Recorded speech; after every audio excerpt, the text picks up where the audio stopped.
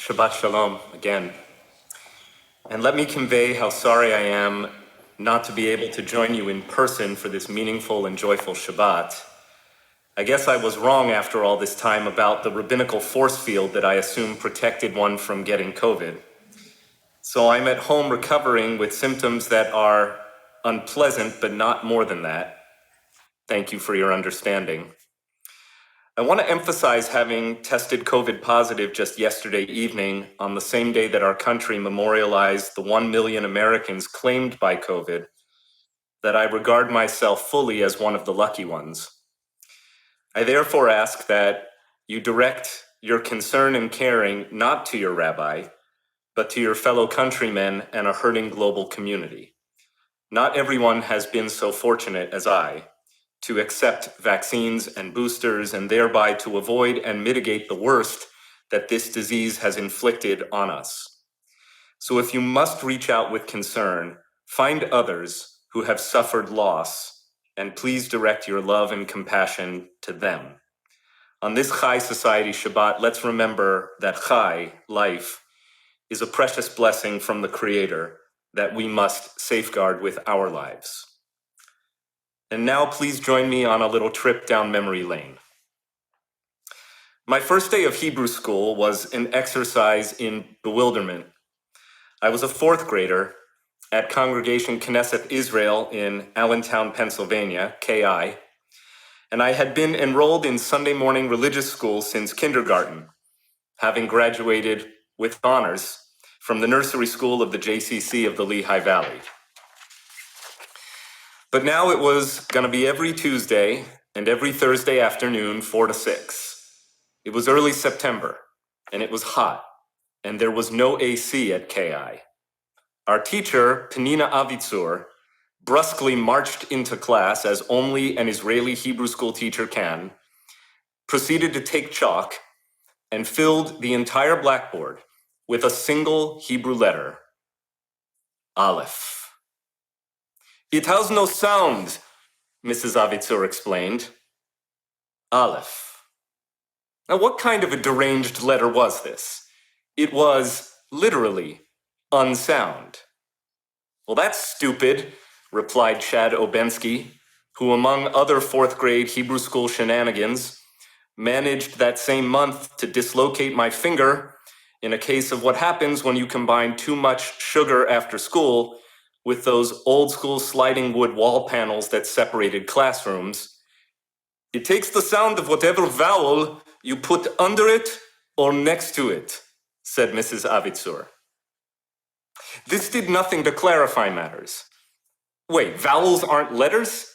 No, the vowels are little lines and dots that we use to pronounce the words. But we Israelis don't need them, she bragged. None of this made any sense.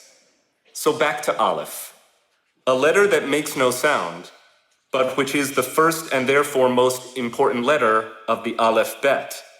It is the Aleph of Adonai, the name of God, and of Anochi, the divine first-person pronoun I that begins the 10 Commandments. I am Adonai your God. Anochi, Adonai Elohecha, 3 words that begin with Aleph. Even in glory, Aleph stays silent. Generations of Jewish kids who learned Aleph on day 1 of Hebrew school may be surprised to learn that the current methodology is different. Most modern curricula start with Shin and proceed out of order, teaching Shin, Bet, and Tav, which is the last letter of the Aleph Bet. Letters that will be more familiar to children who already know words like Shabbat, Shin Bet Tav, or Shalom, Shin Lamed Mem.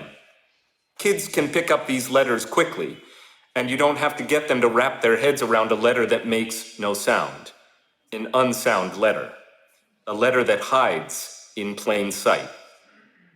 Aleph.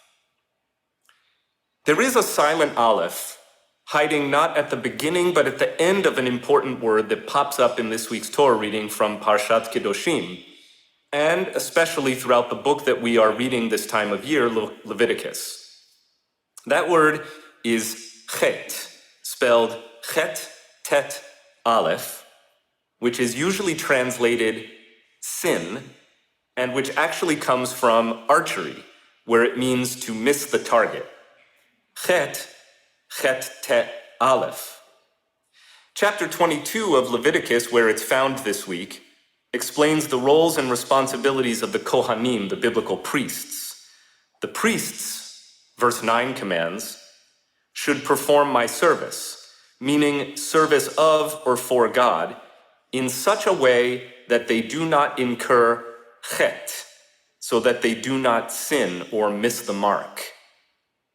When it comes to how we serve God, it seems to say, it is important to pay attention to all the little details. It's important not to miss the mark, chet, with an aleph hiding in plain sight, at the end of the word, but with no vowel attached to it at all, keeping it silent, which is, of course, its natural state. During my sabbatical studies, I was introduced to the writing of Rabbi Moshe Chaim Ephraim, who hailed from Sudlikov, one of the most important Jewish communities of Western Ukraine, exactly halfway between Kyiv and Lviv.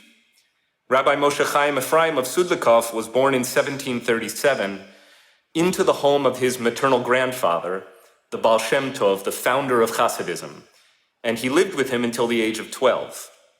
His magnum opus, called the Degel Machane Ephraim, is a rich source for the Baal Shem Tov's teachings, the vast majority of which were transmitted orally from grandfather to grandson. And as such, the Degel remains an essential gateway into the mystical thought of the early Hasidim. Now, looking at the word chet in this verse, and seeking to penetrate the mystery of the silent aleph, the Degel writes, there is a very deep pathway here. I heard from my master and grandfather that God, the master of the universe, whom we call the Alufo Shel Olam, or the Aleph of the world, is hiding inside of sin, inside the word chet.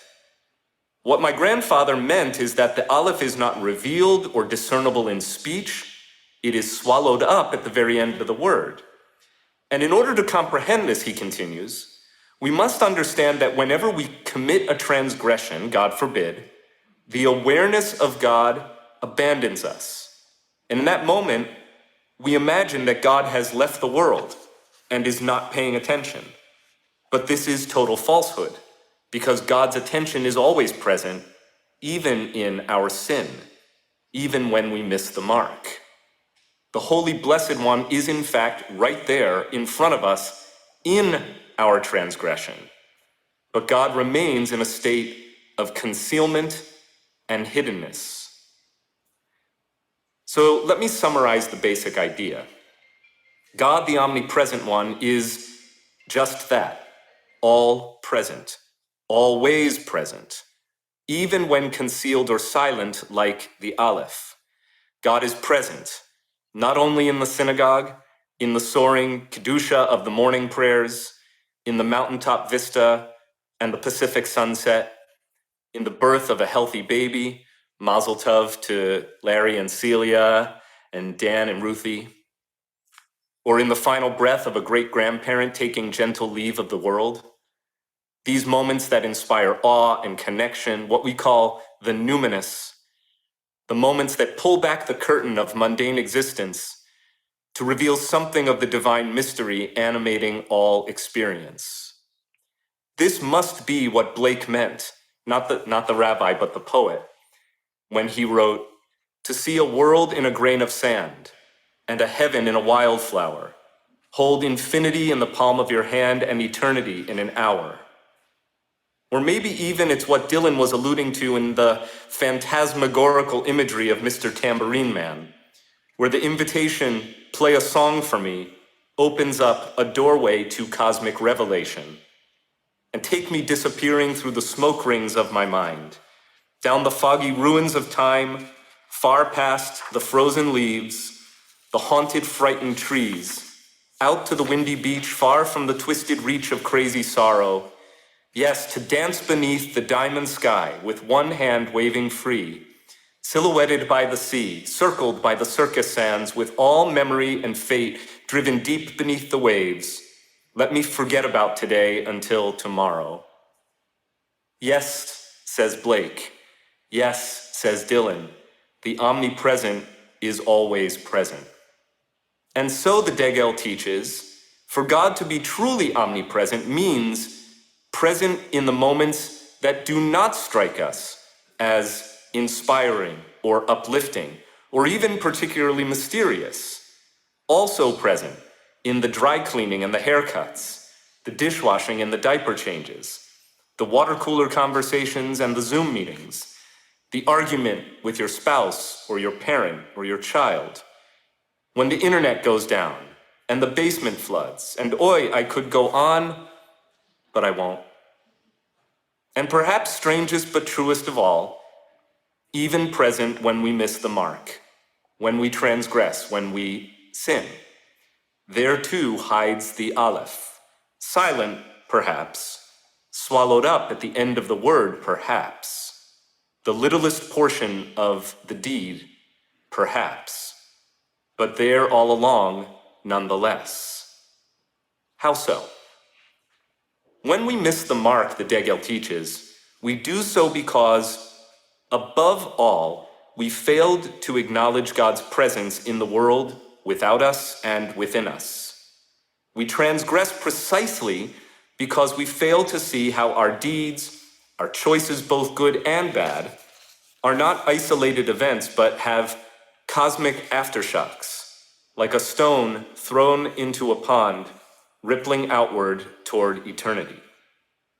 And therefore, every deed, including every misdeed, presents an opportunity for self-reflection and to cultivate mindful awareness of our connection to the omnipresent one, Alufo Shel Olam, the Aleph of the world. And as a coda to these musings, I observe here on this special Chai Society Shabbat, where we gather finally in person, I wrote, to honor members of WRT who have affiliated for 18 years and more, and to welcome especially members of the Chai Society classes of 2021 and 2022, that tonight is also the night when Kelly and I are also officially inducted, having arrived in the summer of 2003 to be embraced so warmly by this holy community. Our official welcome to the club, as with so many of you, has been postponed until now on account of COVID. And Kelly joins me in sharing our love and gratitude from Salt Lake City, Utah, where she is performing tonight in the opening performance of Hello Dolly in the role of Irene Malloy, grateful to be back on stage at the prestigious Pioneer Theater after a more than 2-year hiatus from live performance. Throughout these now 19 years of our participation in the life of WRT, and especially in hindsight looking back over them, the Omnipresent One has, true to the Degel's word, revealed something of the divine to me, to us, to all of us, time and time again. Under the chuppah, at the grave, in simcha and in sorrow, on the bima and at the bagel brunch, naming babies and saying deathbed prayers, on Shabbat and holidays, or just on a regular Wednesday night, learning with our teens, bringing refugees from peril to safety, and charting a course to reach one another in lockdown and find holiness over broadband. And it should be added, also present, when I haven't been my best, when I've been stressed out or pressed for time, when I've forgotten to make the call or failed to schedule the visit, lost my patience, said something I wish I hadn't said, or did not say the thing I could have said, and you told me that I had missed the mark. In these moments too, you helped me become more aware of the Omnipresent One, who conceals something of divinity in every encounter and every deed, good and bad, and in between. Even in every letter, even in the Aleph, which always comes first and makes no sound. Shabbat Shalom.